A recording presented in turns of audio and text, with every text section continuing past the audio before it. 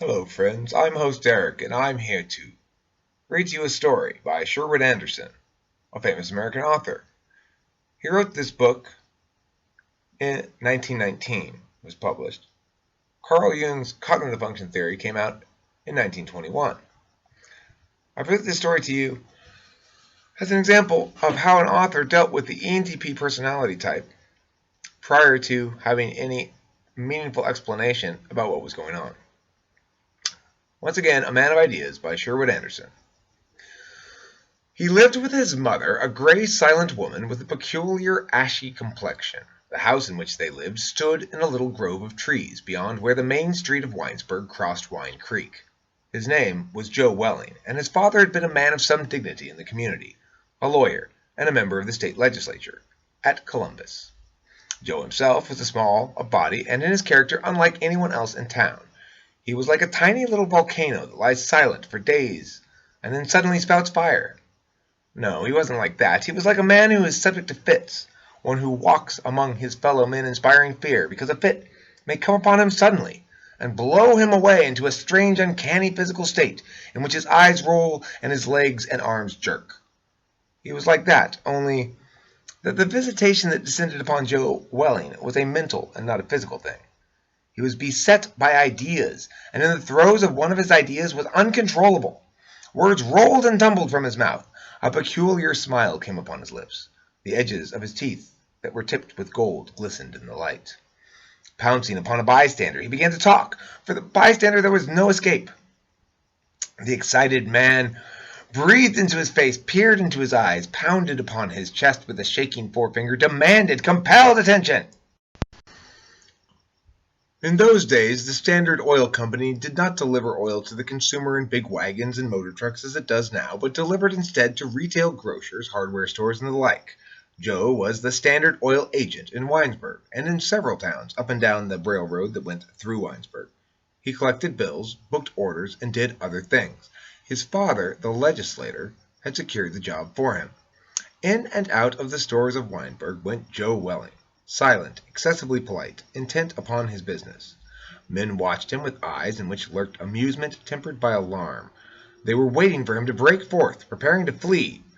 Although the seizures that came upon him were harmless enough, they could not be laughed away. They were overwhelming. Astride an idea, Joe was overmastering.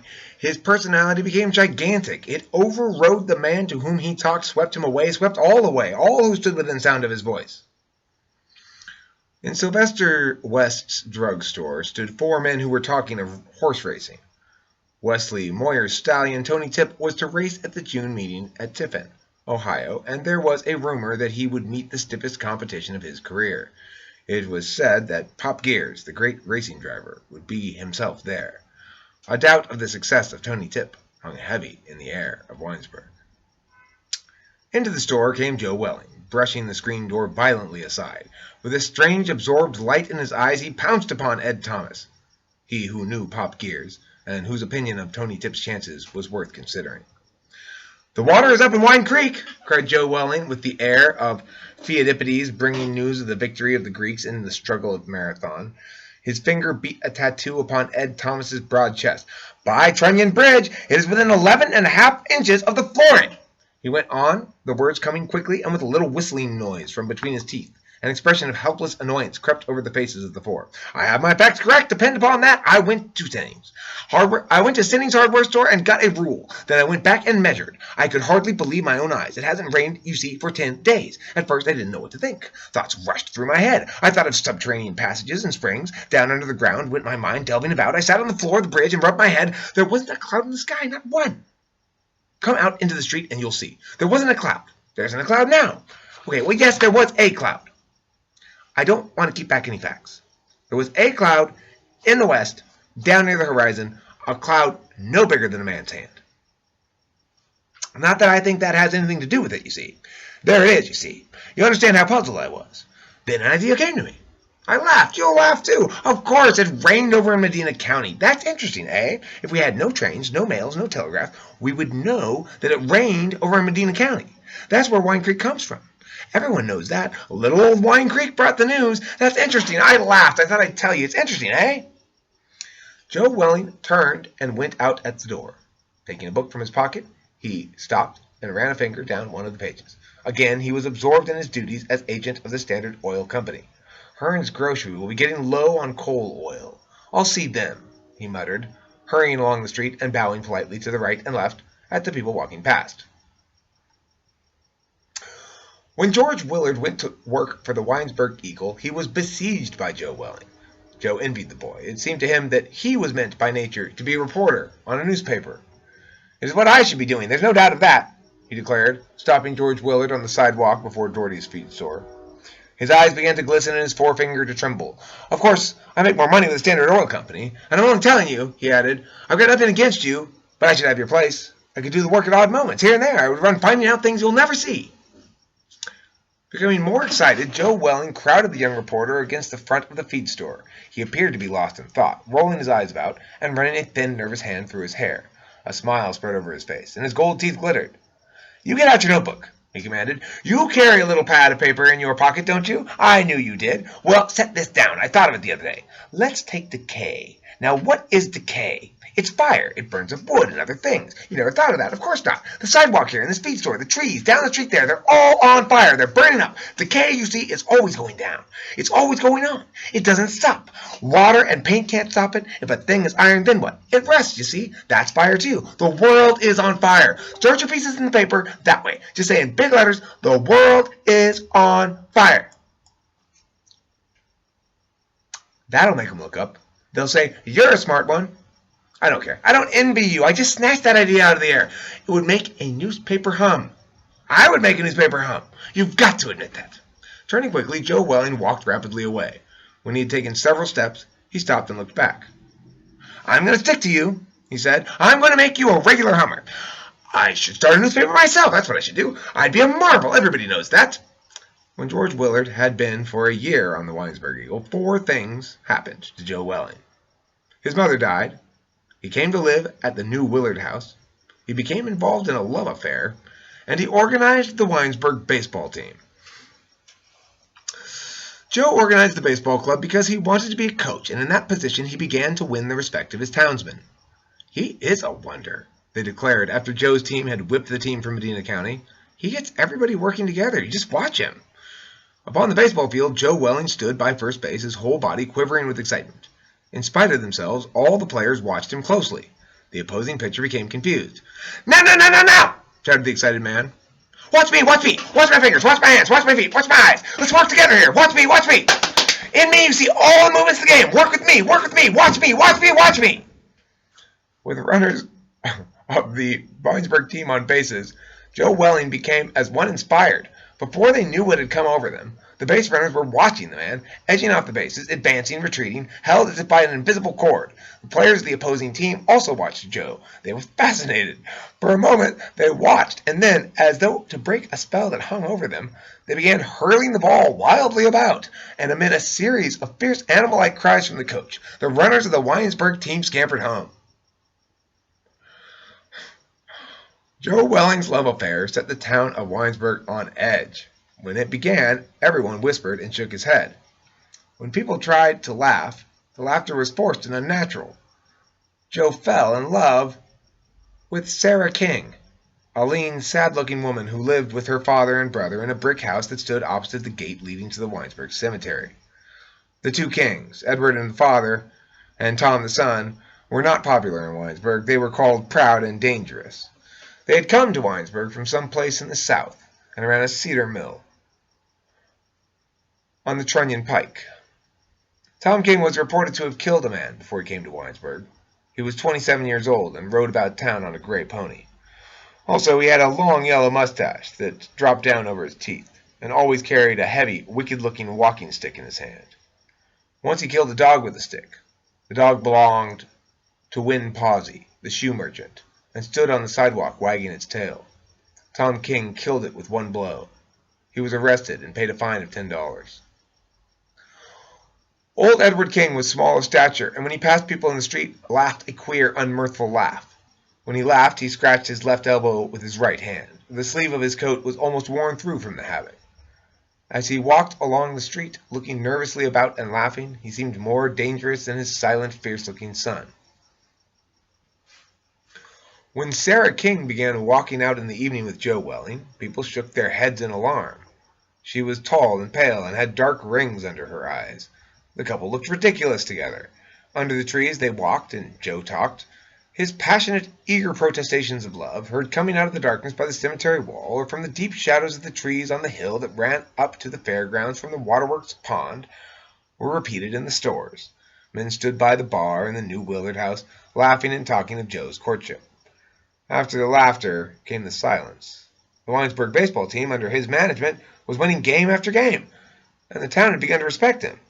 Sensing a tragedy, they waited, laughing nervously. Late on a Saturday afternoon, the meeting between Joe Welling and the two Kings, the anticipation of which had set the town on edge, took place in Joe Welling's room in the New Willard House. George Willard was a witness to the meeting. It came about in this way.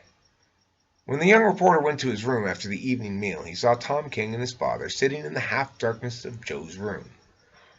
The son had the heavy walking stick in his left hand and sat near the door. Old Edward King walked nervously about, scratching his elbow with his hand.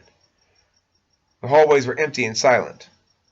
George Willard went to his own room and sat down at his desk. He tried to write, but his hand trembled so that he could not hold the pen. He also walked nervously up and down. Like the rest of the town of Winesburg, he was perplexed and knew not what to do. It was 7:30 and fast growing dark when Joe Welling came along the station platform toward the New Willard House. In his arms he held a bundle of weeds and grasses. In spite of the terror that made his body shake, George Willard was amused at the sight of the small, spry figure holding the grasses and half running along the platform. Shaking with fright and anxiety, the young reporter lurked in the hallway outside the door of the room in which Joe Welling talked to the two Kings. There had been an oath, the nervous giggle of old Edward King, and then silence. Now the voice of Joe Welling, sharp and clear, broke forth. George Willard began to laugh. He understood. As he had swept all men before him, so now Joe Welling was carrying the two men in the room off their feet with a tidal wave of words. The listener in the hall walked up and down, lost in amazement. Inside the room, Joe Welling had paid no attention to the grumbled threat of Tom King. Absorbed in an idea, he closed the door and, lighting the lamp, spread a handful of weeds and grasses upon the floor. "I've got something here," he announced solemnly. "I was going to tell George Willard about it. Let him make a piece out of it for the paper. I'm glad you're here. I wish Sarah were here also. I've been going to come to your house and tell you some of my ideas. They're interesting. Sarah wouldn't let me. She said you'd be quarrel. That's foolish." Running up and down before the two perplexed men, Joe Welling began to explain. "Don't you make a mistake now. This is something big." His voice was shrill with excitement. "You just follow me. You'll be interested. I know you will. Suppose this. Suppose all of the wheat, the corn, the oats, the peas, the potatoes were all by some miracle swept away. Now, here we are, you see, in this country. There's a high fence built all around us. We'll suppose that. No one can get over the fence, and all of the fruits of the earth are destroyed. Nothing left but these wild things, these grasses. Would we be done for? I ask you that. Would we be done for?" Again Tom King growled, and for a moment there was silence in the room. Then again Joe plunged into the exposition of his idea. "Things would go hard for a time, I'll admit that, I've got to admit that. No getting around it, we'd be hard put to. More than one fat stomach would cave in. But they couldn't down us, I should say not." Tom King laughed good-naturedly, and the shivery, nervous laugh of Edward King rang through the house. Joe Welling hurried on. "We'd begin, you see, we'd begin to breed up new vegetables and fruits. Soon we'd regain all we had lost. Mind, I don't say the new things would be the same as the old. They wouldn't. Maybe they'd be better, maybe not so good. That's interesting, eh? You can think about that. It starts your mind working now, doesn't it?" In the room there was silence, and then again old Edward King laughed nervously. "Say, I wish Sarah were here," cried Joe Welling. "Let's go up to your house. I want to tell her of this." There was a scraping of chairs in the room. It was then that George Willard retreated to his own room.